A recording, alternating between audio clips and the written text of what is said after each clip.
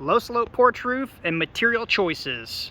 In this video, we're going to talk about the choice or the bad choice of materials on this roof porch and real estate transactions when it comes to home inspections. We're going to talk a little bit about home inspectors, and if you are in the market to buy a home and you have a home inspection done that notices anything with a roof and it doesn't go into a lot of detail, be concerned. This is not to badmouth home inspectors. They're typically pretty well rounded with a little bit on all topics of a home to find the big things. But when it comes to some of the big trades like electrical, plumbing, and roofing, HVAC, those are some things, I guess HVAC could be part of the plumbing, some things you want to be very cautious on that can cost you a lot of money. So we're going to go through, just look at this roof porch, bad choice of materials, what should have been done, remedy possibly, and do a quick walkover because there's some things I found that the home inspector didn't even see. Home inspector said the roof is salvageable, maintenanceable, I can't remember the verbiage he used, but really the biggest thing and only thing he noted was this. So we're going to go through, and hopefully this video will kind of help guide you, give you some pointers, some things to look for, and maybe consider contracting or contacting and contracting a skilled trade in a specific area to do a further deeper inspection of a property you're looking at buying. So looking at this roof slope here, it is probably a half 12, 112 pitch. It's not very steep at all. The inspector said something about they needed the clearance to see right here and they couldn't lower the slope any further, which is true. When it was built, it could have easily been built up higher into the roof line and then had little walls flashing it. Nevertheless, you can do it this way. You just need the right choice of material. Asphalt shingles on a low slope are not good. Biggest thing is water coming down this gets kind of stagnant and its surface tension just wicks back up under, and what happens is it runs in under the headlaps of the shingles below it. Water surface tension is not going to allow it to just flow off easy. It will wick in, it will go in between keyways. So looking up under this area, I can clearly see there's a rotten spot right here. The whole bottom has got a repaired piece of OSB. It is rotten. Actually, all that OSB is really not good to have in the elements because the moisture over time will get to that. Biggest issue is water's wicking back up under and rotting out the bottom edge. I'm not a framer, but this is also possibly not the right size lumber for the span. I would have used 2x6. Nevertheless, we're not here for that. We're here for more of the roof. Let's look at these and see what the issue is. Oh, if you guys aren't used to getting these or using ladder standoffs, you need to check it out. I'm gonna watch my step right here because there's a known rotten spot right there. By the way, I'll leave a link to that in the description down below. Look at this right here. Who says galvanized nails don't rust? I'm telling you, galvanized nails do rust. Galvanized nails are just a simple coating, and over time the coating wears out, so they will rust. All right, let's look at the roof here. Got to be careful, it's getting kind of rotten. Oh, is that heads up? Holy heck, it is. That means good luck, right? 1996. All right, so roof. Look at the ski jump right here. This is a bit of an issue.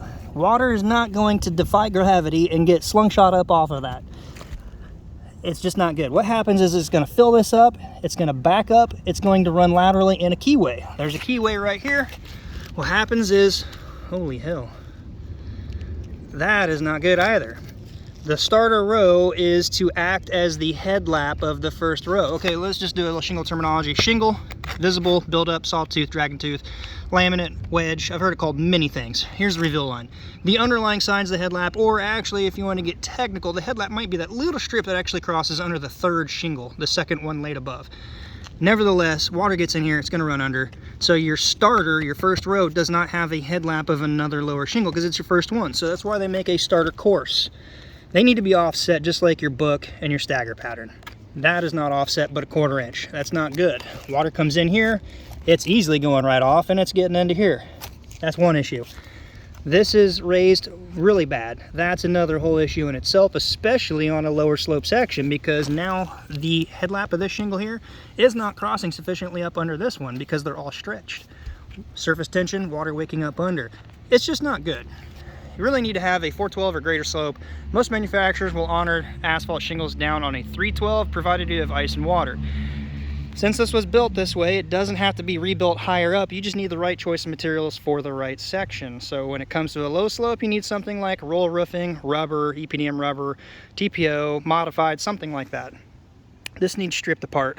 It needs flat barred out, stripped all the way down, repair the bad decking, and then put either like a black board down and rubber Doesn't really need insulation board, ISO board, because it's not an insulated section underneath, not a livable part of the house.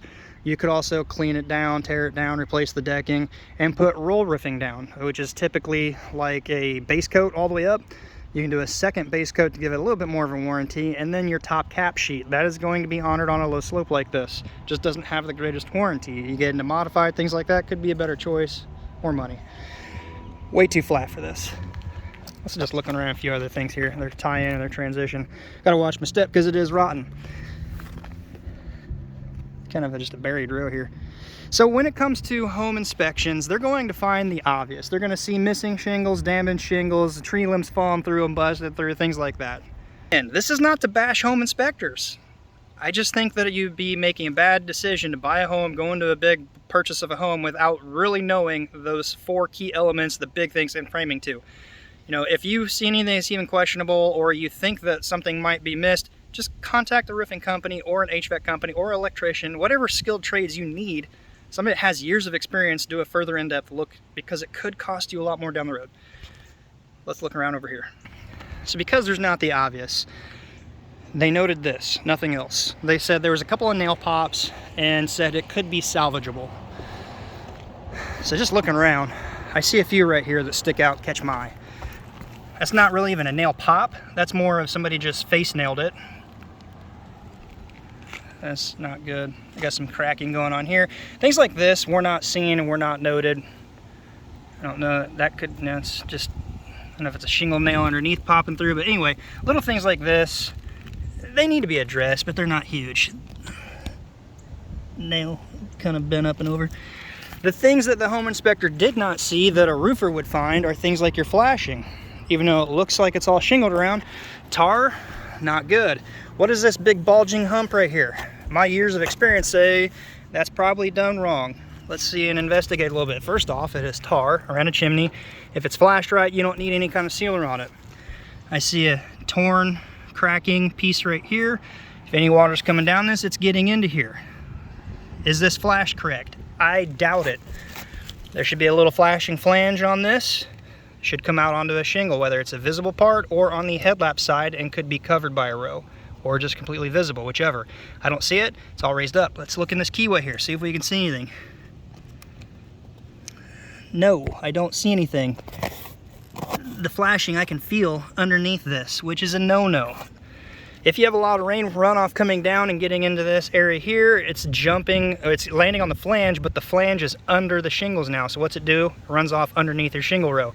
At that point, it is the last defense, your paper if you have paper, or ice and water, synthetic, whatever it is. That's your last defense. Then it's trapped in between your roof layer and paper, getting in nail holes over time, could rust them. Let me rephrase that, will rust them over time, and then could have little bits of drip coming in. This needs to be addressed. This needs to be flat barred apart and tucked under at the very least, at the bottom. I'm also just looking at various things like the pattern, making sure those are good. Just a quick glimpse of this, it looks like it is under-vented. It doesn't look like there's enough ventilation up here. I see 3 vents, 3 box vents on the main house and 1 on the dormer. The flashing does not appear to be tucked correctly. You don't need caulking. On top of that, if you got caulking here and you got water, rainwater blowing in the baffles, what is the caulking around this going to do? Nothing. I hope they have the flashing from the vent on the shingles. It's not here. It is, however, right there. You can see it. That's not good in itself when you have a keyway so close right here like this. You get the focus here. Because what happens is if water comes down on here and this flange does not come down low enough as a shingle should, what happens is it can get into this crack right here now, this keyway. Try to lift this up for you. And then you can see right under that, there is paper. It's not a huge thing, but it is nevertheless done wrong. Furthermore, why is this keyway stacked like that right there? Let's just look. It's right here. It's right there. It's right there. Here. Again, it's this entire way all the way down. All the way. So let's see where it started. Typically when you have something like that, the installer wasn't paying attention and it starts at a lead, or when they cut around a box vent like this. So here's the pattern. It's not bad. A little close here. I don't know what this is. It's like they I don't know, cautious enough. Maybe this was too far that they need to put a piece in. But if they were cautious of that, why would they have missed this where it looks like it originated? So you got stacked keyway. Again, the flange doesn't come down quite far enough with the keyway below it, because water is easily going to wick a little bit laterally. Could potentially get into the keyway right here. It's going to be worse if that keyway is closer to where the water's coming off of this. So it looks like it starts right here. Here's keyway, there's keyway. Inspector's not going to find these things. They did not see it on this house. It appears that they were offsetting something or cutting and trimming something to start roofing while installing the vents or around the vents. Looks like they're old, may have reused old vents. And this shingle is smaller. One of these, and they just got close. And they did not catch it. I mean, you should easily, as an installer, be able to see when you're shingling this that it is so close. And they continued all the way out. That's one of the biggest things I see so far aside of the chimney. Let's look at more flashing down here. Wow, I just realized that too. So where they come up and get small, there's a bit of an offset, and then it shifts the pattern up the opposite direction. Let's talk about offset real quick. When you have a random size this far like this, you potentially have the nail pattern when the install is going on not to shoot in those keyway areas. And when you throw a random pattern in, chances are it's going to break near a nail. It feels like there's a nail bot right there. Not a huge deal. That's getting a little nitpicky. But again, there's a nail pop right here. That's a nail pop. I can feel the head of it sticking up.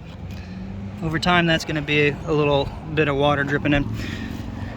The whole point is just inspections, and inspectors are just going to look at the roof and be like, oh, looks good, nail pop, okay. Hey, Kyle at all that, I know you'd be telling me, damn it, Brian, didn't you see the hail in that box vent right there? Back to the flashing inspection. Let's see if we can see the pipe boot, if it comes out right. Yes, it is down there, and that's a lot better than the other ones.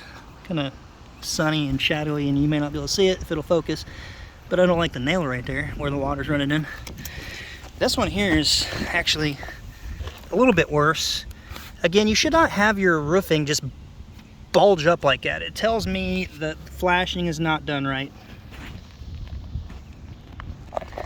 Let's look and see in here. I don't see flashing there. Your starter row is going to be small. I highly doubt that's tucked sufficiently, and it is the older one. This should have been all cut away and redone with the new retro boots. You don't need to kill your power. You don't need to disrupt service and call your energy company and pull the riser, pull the meter, none of that. You actually just remove this, and it's a retro that fits around this. Let's look at some other stuff. I feel like this is ski jumping, and yep, I see something else done bad here. The home inspector obviously didn't note. It's got D-drip, it's not apron, which is fine. It doesn't overhang, so the shingles don't kind of curl down into it. Biggest thing is it's actually resting on top of your fascia board. So why is that a problem? Any water coming off over this, one, your gutter's really pulling away. Water's coming down in here, it's missing the fascia wrap here. You can see the fascia. And your drip edge is on top of your fascia board. Over time, water's going to get in here, rot out your rafter tails, eventually rot the fascia board, pulling it off away from the house. The whole thing is that way, all the way down. Not good, it needs to be addressed. The reason I want to talk a little bit more about the home inspection process, again, it's not to bash the home inspectors, it's just there's a lot that I see that is missed by home inspections. So some of those big trades that could cost you big buku dollars, it's a really good idea to get a second opinion, contract somebody or contact someone to get an estimate or do an inspection. Sometimes they might charge you, you know. Most of the time real estate transaction is just a bidding war. Sometimes the roofing company is going to say, hey, I'm going to charge you for a quick inspection, because they don't typically go anywhere. But it could save you a lot of money in the long run. Then you could take that piece of paper and be like, well, look, these are all wrong. Then you can go back to rebidding and refiguring. You know, you can also file to get an extension on the home inspection time or on your realtor's negotiate, whatever. Talk to your realtor about that. This is about to give you some insight to save you potentially a big bill. Let's look at a couple more things. Not that it's a huge deal, but an inspector should also note, say, hey, you got tree limbs and things, you got mechanical damage happening, you got debris rubbing against your roof. That is not nearly as bad as others I've seen, but nevertheless, it is already touching the roof. Over time, it's gonna rub your shingles apart. As they grow and get bigger, it'll just start cutting into your shingles. Those need to be trimmed back. It's not a big deal. You can honestly, at this stage, just go up there with the little hand pruners and snap them off, cut them back. I don't believe those were even noted in it. Yeah, that's the same way. Relying on caulking, probably not tucked under far enough. Close cut valley. I highly doubt oh, this is not good. When you have a keyway this close to a valley, it means they're putting nails where you're not supposed to. And of course, that's not even what I was going to point out. Bingo. You don't want nails in your valley. That is a dead giveaway. Whoever did this should not have done this, and they put a nail there to hold it in. What I was going to say is when you have a closed cut valley, so you got California valley, you got open cut valley, you got closed cut valley. Those are few. Closed cut meaning that it goes across, it's completely closed off, and then you cut it. Manufacturers in the past, maybe 10-15 years ago, said you can do these, but you need to cut these top corners. I tried to explain this in other videos. What happens is water rushing this valley is going to catch this point right here. Over time, trickle in, not much, but it will get on the tops of the shingles, go down under that shingle, find those nail holes, rust them out, and you get little bits of water trickling down in. This whole valley is that way. When you cut these, if you do an install like this, those tops need to be nipped at a little dog ear. So if water hits it, it's not going to go up that dog ear. It's going to run down the path of least resistance. Here's another one. It's got a little cut piece here. Luckily, they didn't put a nail right in the smack dab in the middle. It feels like they just left it undone. Going up, not a huge issue, but it's cut.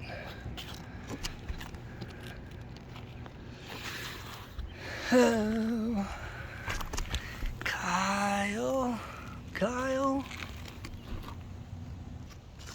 Kyle, buddy. Appreciate you and all that. Anyway, video's going long. Time to wrap up. Again, if you're in the process of buying a home, you're getting a home inspection, just do yourself a favor. Contact those trades in those areas where it could be a big bill. Get an expert's opinion on them. Sorry, I got too many notifications popping up. Alright, links in the description down below for the ladder. Check it out. Give it a thumbs up if you could. Until next time, be safe, and we'll see you then.